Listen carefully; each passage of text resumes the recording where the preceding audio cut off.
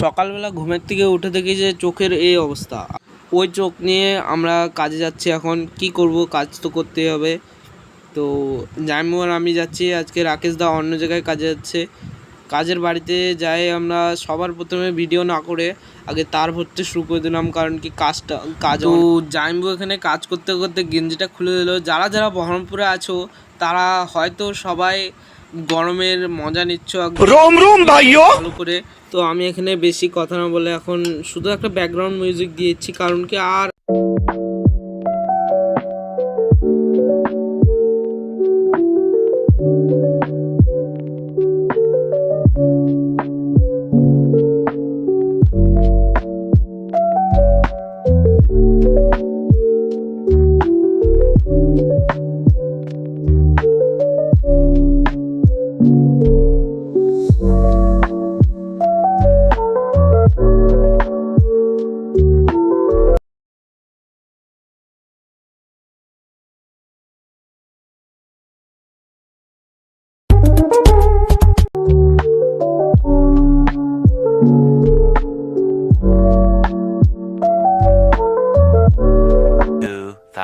years later.